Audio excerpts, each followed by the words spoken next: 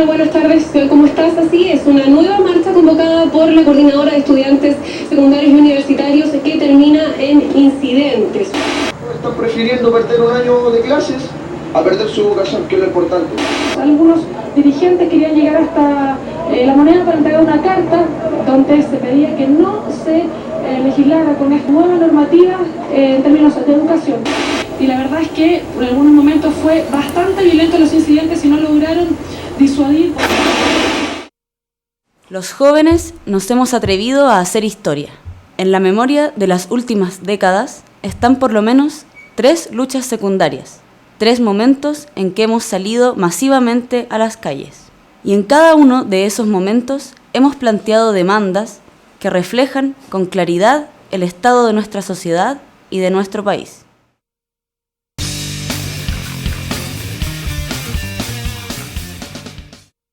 Entenderlo, para nosotros lo central era el tema de la lucha contra la dictadura durante ese periodo. Si fuimos movimiento o no, yo creo que sí, fue un movimiento, pero que un movimiento secundario con una carga política tremendamente fuerte, porque creo que no podía haber sido distinto tampoco. Había una frontalidad, nosotros éramos frontales. Había un no reconocimiento del gobierno, por lo tanto no había un reconocimiento al ministro como autoridad. Había un no reconocimiento al alcalde, había un no reconocimiento a la directora que había sido designada. Desde eso no había diálogo posible, sino que había una acción de fuerza. La acción de fuerza tenía que ver centralmente con Tomás, y que es lo que ustedes vieron, o lo que la mayoría de ustedes vieron solamente en la historia secundaria. Eso nos constituía en sujetos distintos. Sujeto molestoso, un sujeto sobreideologizado también.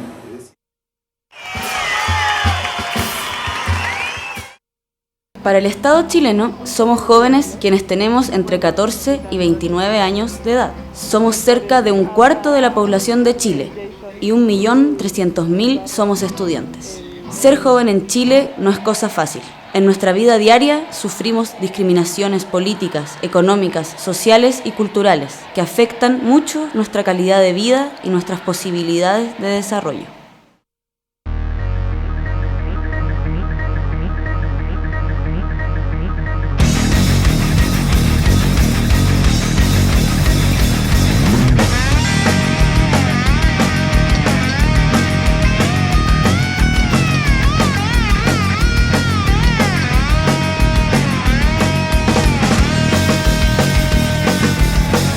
¡Millones de chinos en la China! La última encuesta que salió de, no me acuerdo si era la estabilidad que tenían los alumnos, la autoestima que tenían los alumnos, reflejaba lo siguiente: 2 alumnos por lo menos de cada curso en su historia se han querido suicidar, se han autoflagelado, ¿ya? Si el colegio tuviera sus valores, si al colegio le interesara sus valores, se encargaría de sus alumnos. Ese chico bullying que están decaídos en un curso, no se encarga nadie de él, pero el único que se puede encargar de sí mismo es él mismo. Al colegio no le interesa que esa niña salga de cuarto medio y tenga una producción, o por último un oficio estable. Lo único que le interesa es que salga del colegio y que pague lo que tiene que pagar. Se constituyeron entonces en ese contexto 2 miradas, y en esto la concertación creo que cometió un gran error. Por un lado, vio a los jóvenes como víctimas del sistema. Por otro lado, visualizó a los jóvenes como problema del sistema. Por eso mismo todas las políticas sobre la juventud han fracasado en este país en los últimos 20 años. Por eso mismo. Porque se tienen esas 2 miradas. Y yo creo que un joven no es ni víctima ni problema. Quizás ahí me acerco un poco a lo que dice, no, un protagonista más, un sujeto más de este país. Como somos todos nosotros. Luego de la vuelta a la democracia, hubo un largo silencio en las luchas estudiantiles. La primera mitad de los años 90 casi no hubo movilizaciones significativas. Por eso fue que el llamado mochilazo del año 2001 fue tan importante y marcó un hito en la organización y la acción secundaria. Como cada año, los empresarios anunciaron alzas en las tarifas del transporte público para los estudiantes. Además, el gobierno había cedido la gestión del pase escolar a los gremios de autobuseros sin consultar a las organizaciones estudiantiles.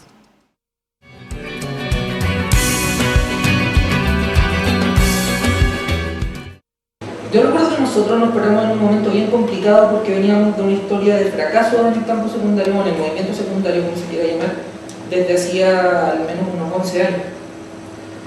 Nosotros consideramos que en la década de los 90 en el mundo de los estudiantes secundarios no hubo prácticamente nada más que algunas organizaciones pequeñas de estudiantes que generalmente se reconocían en la izquierda política y que desde sus visiones políticas trataban de armar algo, pero generalmente trataban con paredes muy grandes y no lograban en el fondo generar respuestas de los estudiantes a sus problemas. Cuando se da el tema del cambio de los pases, con los raspapases, con los pases que se pagaron en un mes y no llegaron en 5, 6, 7 meses, ese conflicto, que podría haber sido un conflicto episódico más, como todos los que habíamos tenido con las movilizaciones de las micros, nos pilló un poquito mejor parados en el tema de la construcción de fuerza de base. Y en ese proceso de construcción de fuerza de base nosotros terminamos cuestionando nuestras propias instituciones, al centro alumno, al decreto que regulaba los centros de alumnos y fundamentalmente a la federación. La Federación de Estudiantes Secundarios, FESES, dio paso a la Asamblea Coordinadora de Estudiantes Secundarios, instancia central que impulsó las movilizaciones del 2000 y 2001, las más grandes que recordaría Chile en mucho tiempo. La sorpresa de las autoridades respecto a estas movilizaciones daría paso rápidamente a acusaciones de vandalismo y a la represión más dura. En la prensa se tildó a los secundarios y secundarias de rompeparaderos y se intentó minimizar sus demandas. Pero la fuerza del movimiento fue tal que el gobierno tuvo que ceder. Uno de los logros más importantes del mochilazo fue que el Estado retomó la administración del pase escolar. Su entrega sería gratuita y los gremios de autobuseros debieron moderar las alzas de tarifas. Desde el 2001 quedó instalada en la gente la idea de que los jóvenes secundarios tenemos la fuerza suficiente para instalar nuestras demandas y se gestó una nueva forma de hacer política estudiantil. Los jóvenes, por ejemplo, que ya no confían en que el camino de la política tradicional sea la opción, entonces se dedican ahora a hacer, no sé, colectivos feministas o ecologistas, que son cosas que hace años atrás no se daban, porque la gente creía en que la construcción social era del Estado para abajo. Hay gente que ahora parte sus luchas sin considerarla como el órgano de Estado.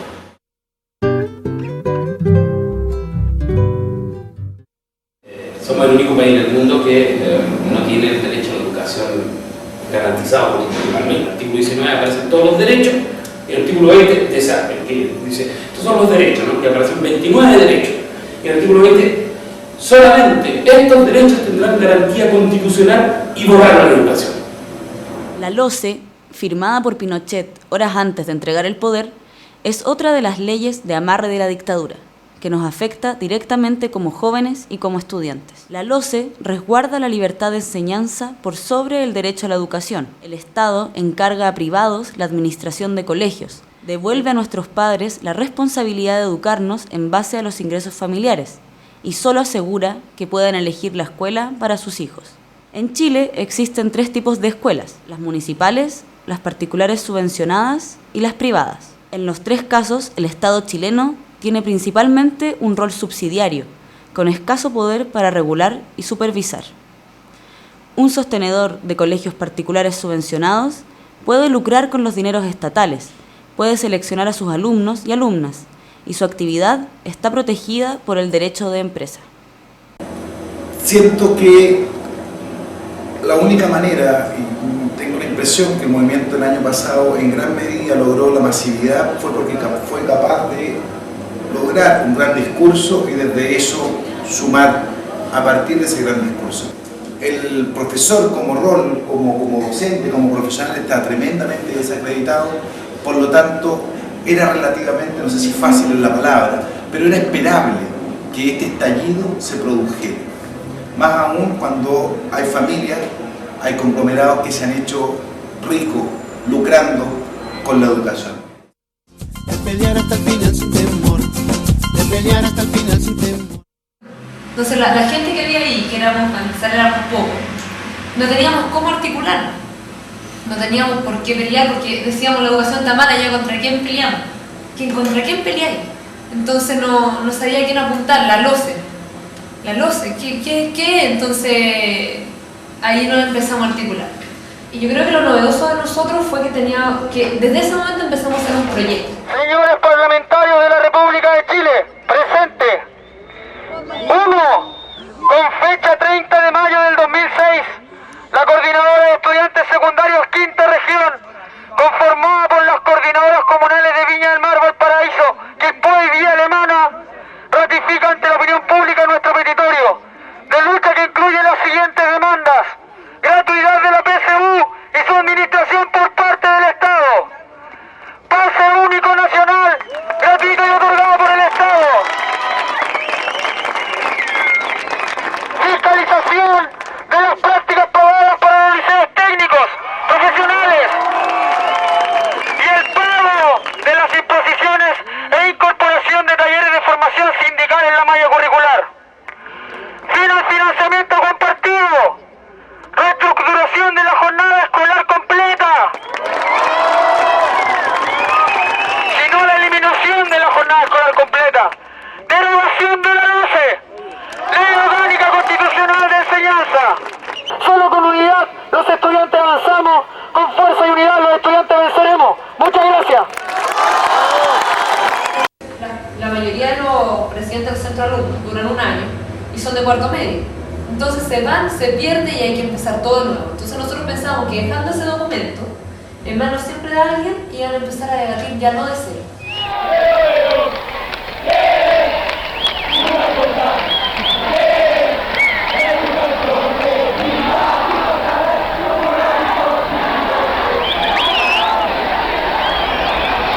Primeras marchas masivas, los estudiantes aprendimos dos cosas: que el gobierno nos reprimía fuertemente con fuerzas especiales y que los daños que se producían no solo eran materiales.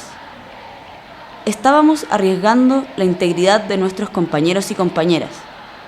Por eso, la estrategia cambió y decidimos hacer tomas, ocupar los liceos y colegios hasta obtener la respuesta a nuestras demandas.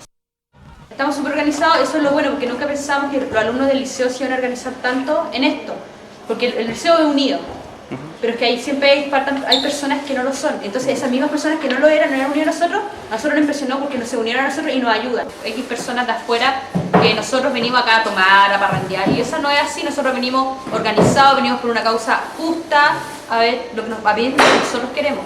Igual hay papás que piensan que somos vandalistas, que muchas cosas, pero ellos también fueron estudiantes y tuvieron su tiempo para reclamar lo que ellos querían, pero no lo pudieron hacer ese tiempo que por X causa, pero ahora que nosotros tenemos la oportunidad de hacerlo, que nos dejen hacerlo y nos apoyen. Que nos convertimos en un actor social. Ese fue el máximo objetivo de Praxo. Fue lo que nosotros nos planteamos. Dijimos, lo más importante acá es tener respeto a la gente. O sea, que la gente nos mire y ya no seamos cabros chicos que no les interesa nada. Que hay gente que de verdad, secundarios, que piensan, que ven en el futuro del país y que, por ejemplo, cuando preguntan sobre la ley de responsabilidad penal, le preguntan a los estudiosos y a no sé quién, pero nosotros somos los directamente afectados. Como resultado de las movilizaciones estudiantiles, 2 ministros de Estado, de Educación y del Interior, salieron de sus puestos. Y a pesar de la imagen de vandalismo y la trivialización de sus causas, el movimiento contó con el apoyo de la gente, de profesores, padres y apoderados, y finalmente del mundo social. El movimiento del 2006 logró algunos de los puntos que demandaba: la gratuidad del pase escolar y de la prueba de selección universitaria para los estudiantes más pobres y mayores raciones alimenticias en los colegios. Respecto de la LOCE, el gobierno impulsó la creación de un Consejo Asesor de Educación, compuesto de 81 personas, de las cuales 13 eran economistas y solo 6 fueron representantes de estudiantes secundarios. O vivimos en un modelo, digamos, que no nos estimuló de ninguna forma a asociarnos, a participar, a tener voz, y romper esa determinación desde arriba, romperla desde abajo, tratando de instalar la asociatividad, para mí es un quiebre radical dentro de las posibilidades que tenemos para hacer algo en esta época. Sí, me parece muy valioso que se haya instalado un quiebre, una fisura en esta política de acuerdo, de gente que nadie conoce, que se toman en las oficinas de los empresarios, con el gobierno. Perdón, desde el 2000 hasta el 2006 claramente hay un bajón. Yo creo que es el mismo actor que está expresando la misma crisis de Estado. Los acuerdos alcanzados con el gobierno no nos dejaron satisfechos. Nos quedó la sensación de haber sido intervenidos y tergiversados en nuestras demandas. Otros más críticos dicen que no tuvimos la fuerza suficiente para lograr todas las metas propuestas. Todavía reflexionamos acerca de lo que se hizo bien y lo que se hizo mal. Pero hay algo que sí obtuvimos. Se aceleró la tramitación de la Ley de Responsabilidad Penal Juvenil para permitir la encarcelación de jóvenes menores de 18 años. O sea, a mi criterio, yo creo que esto de la nueva Ley Penal Juvenil es un signo de temor. Porque nosotros ya demostramos que organizándonos y moviendo gente, digamos, somos capaces de causar bastantes cosas.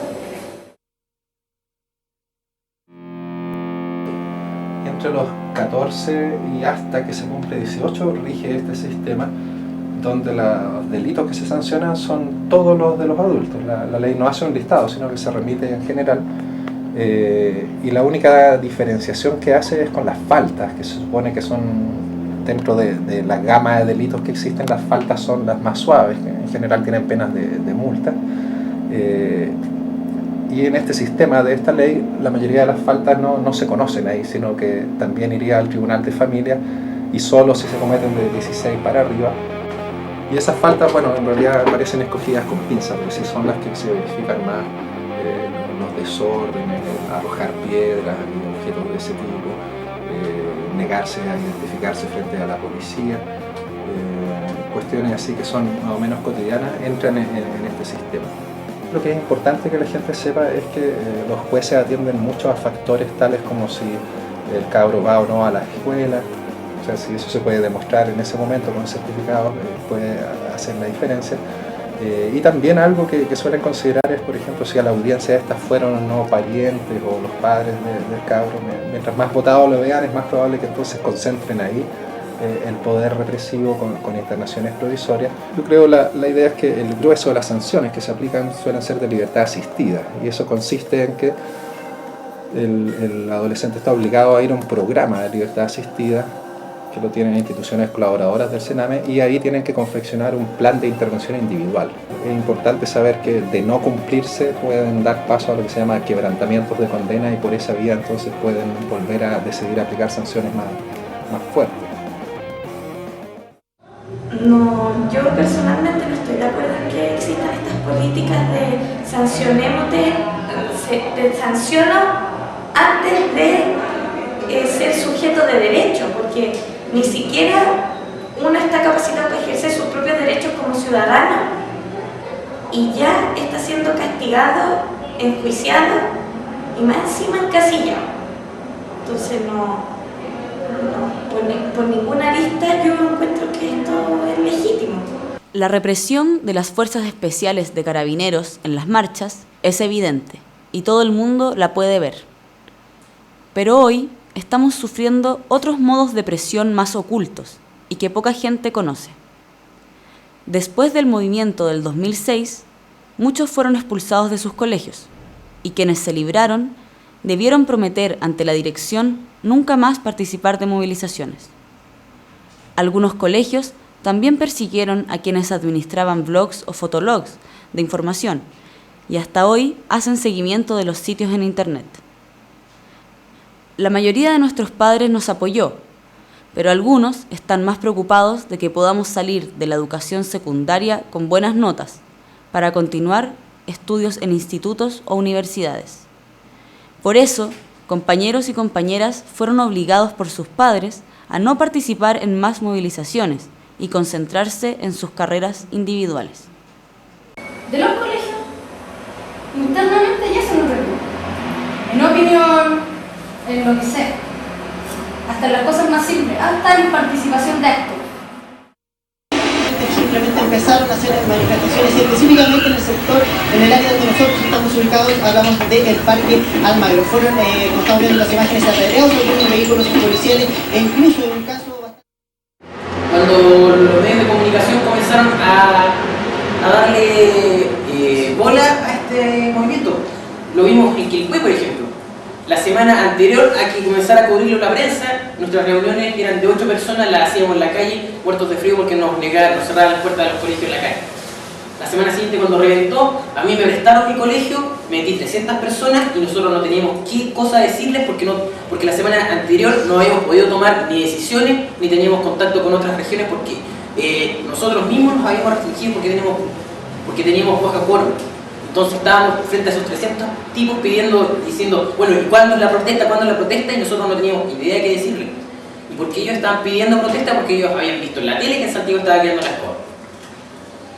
Desde el inicio del movimiento, los medios de comunicación grandes, como la tele o la prensa, nos mostraron como delincuentes. Después, tergiversaron nuestras demandas y al final, trivializaron el movimiento y transformaron a nuestros voceros en personajes de farándula. Los partidos políticos también hicieron algo parecido. Al principio nos ignoraron. Incluso algunos políticos hicieron llamados a nuestros padres para disciplinarnos. Después, cuando vieron la persistencia del movimiento, trataron de acercarse. Ya, cuando un movimiento sale a la calle, cuando se instala, es visible a como de lugar, ya sea a través de los medios de comunicación nacional o a través de los despachos internacionales. Ese fue el primer mecanismo como ustedes rompieron el cerco noticioso. Y el segundo, que es el más importante, porque el que le da consistencia al movimiento, todos los medios virtuales que ustedes usaron, yo lo encontré fascinante. Todos los blogs que hicieron eran maravillosos y que lo estaban actualizando prácticamente día a día. ¿Cómo pusieron una de las herramientas fundamentales de la globalización al servicio de una rebelión social y además juvenil? No queremos representatividad. Pero hay un problema mucho más grave, que ustedes no le creen a los políticos, maestro. O sea, no solo no existen, sino que los que existen, ustedes les tienen desconfianza.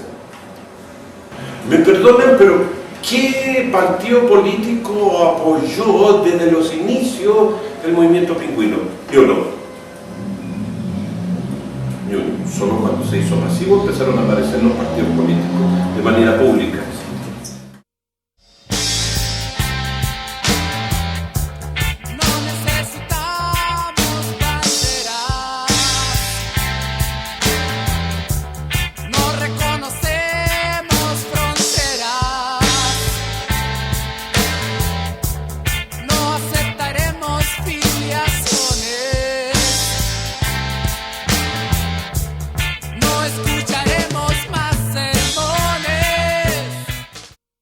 Yo creo que no debemos confundir dos cosas. Primero, el cómo nosotros utilizamos la política para poder enfocarnos a las problemáticas que nosotros tenemos, ya sea parlamento, ya sea presidenta, da lo mismo, ¿ya?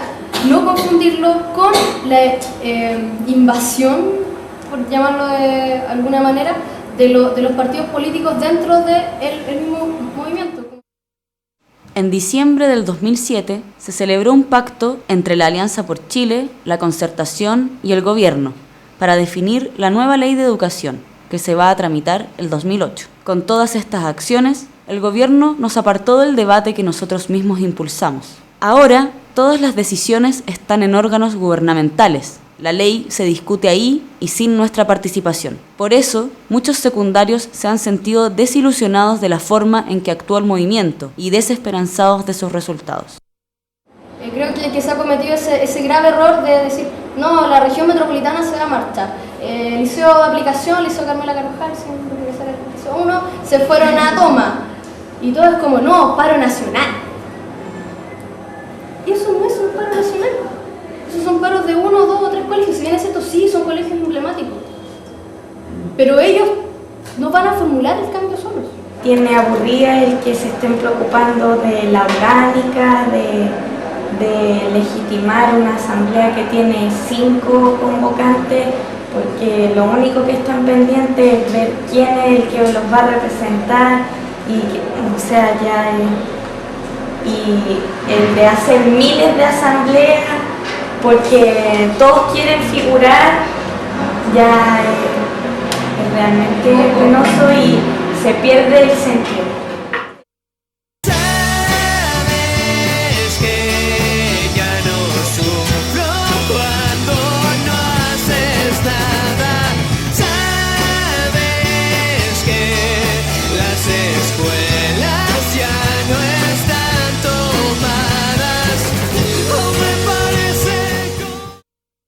Una de las principales acusaciones que nos hacían al inicio del movimiento es que estábamos haciendo todo esto para capear clases y darnos vacaciones. Demostramos que no era así, pero de todos modos hacemos la autocrítica y sacamos lecciones de la experiencia.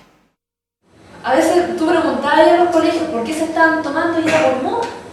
Porque estaban los colegios tomados de Santiago, y después empezaron a informar, en realidad sí, la educación está mala, nos falta tal y tal cosa. Sí, yo estoy de acuerdo con usted, no, que a nadie se le ocurrió decir que no estaba de acuerdo, ahí ya no se me llama a tercero. Yo creo que en cierta medida, claro, fue moda, después te convenciendo de que en realidad está malo, que existe una LOCE y que por la LOCE gran parte de tus problemas en el colegio, pero que tampoco la LOCE si se cambia lo soluciona. Yo no sé si quiero ir y decirle a la persona, oiga, despierte, que haga esto, porque yo no sé si realmente la persona lo quiere hacer o no. O sea, siento que de cierto modo se transgrede su propia autonomía de decidir si quiere o no moverse. Yo creo que lo que nosotros aprendimos en el colegio de cierta forma nos marca para el resto de la vida, y los que vivimos, aunque sea una experiencia organizativa en el colegio que nos comprometiera, aunque fuera por moda, aunque lo estuvieran haciendo todos los colegios y el programa Farándula se disfrazara de secundario y por ende todos anduvieran como arriba de la pelota. Yo creo que esa experiencia organizativa le va a servir para darse cuenta que la organización sirve todo el resto de la vida y esa organización se va politizando por el tiempo. Si la politización no tiene que ser algo que se aprenda forzadamente, eso lo enseña en la vida misma. Eso, por ejemplo, con el movimiento del año pasado,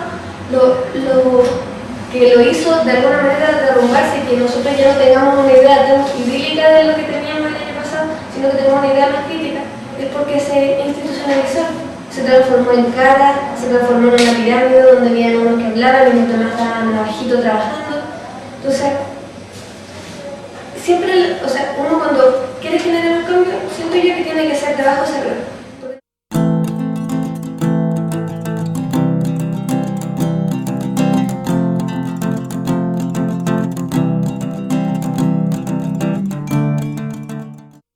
Lo que sí tiene que ser más fuerte es la institucionalidad del centro. Lo que tiene que ser más fuerte es la institucionalidad de la federación. Y si es que un partido político o un colectivo ganó la federación, hay que apoyar esa federación. Desde las ideas que yo tengo, pero hay que apoyar esa federación y no combatir esa federación. Vuélcate a los tuyos, no solo mires hacia adelante, porque volcándote hacia los tuyos, tú vas a poder descubrir las riquezas que te son más significativas y sensibles a tus pares. ¿Cachai? Y por lo consiguiente vas a poder elaborar plataformas que entusiasmen a él, a ella y a todos. ¿Qué más sentido que una buena educación? ¿Qué más sentido que equidad en la educación? Los movimientos sociales requieren de repente ciertas coyunturas para emerger, converger y coordinarse. Si llega a ocurrir un evento como ese, que aflore todo estos grupos de los cuales estamos hablando, juvenil y no juvenil, que lo insta a salir a la calle, bueno, esta vez es bueno estar preparado a dos cosas, para coordinarnos a nivel nacional sin lo que hicieron los pingüinos, coordinarse sin que la asamblea de base pierda su soberanía. Y lo segundo, ojo con los políticos, ojo con los que se creen libres. Esperar un momento de coyuntura significa igual estar preparado y como no estar preparado en ese momento que no se va a volver a repetir significaría otro error.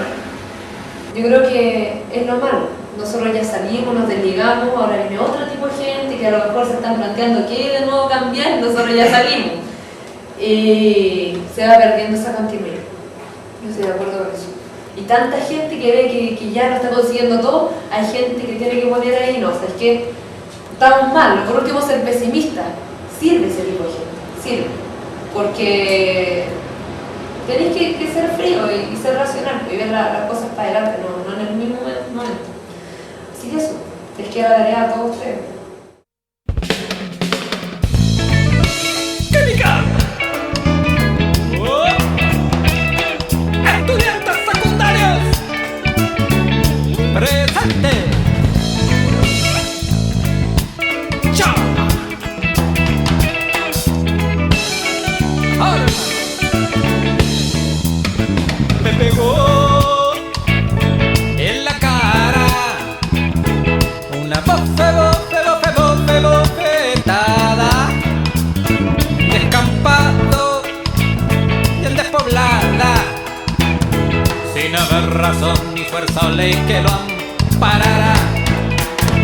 Me pegó en la cara una bofetada, el profesor de química, sí, sin haber razón ni fuerza o ley que lo amparara.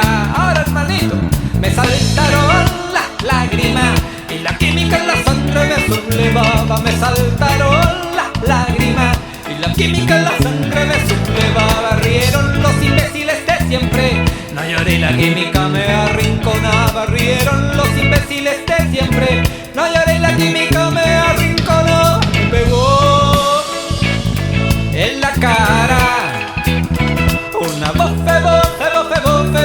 bofetada, en descampado y en despoblada, sin haber razón ni fuerza o ley que lo amparara. Pobre viejo arrastrado ante el alcalde, ante los sapos, reventó su frustración, palmetazo en mi corazón. Sería la silicosis, el alcoholismo, su sueldo de hambre. Ojalá se levante antes que su clase lo mate. Me pegó en la cara una bofetada, el profesor de química, sin haber razón ni fuerza o ley que lo amparara. Ahora, hermano, yo prefiero el caos a esta realidad.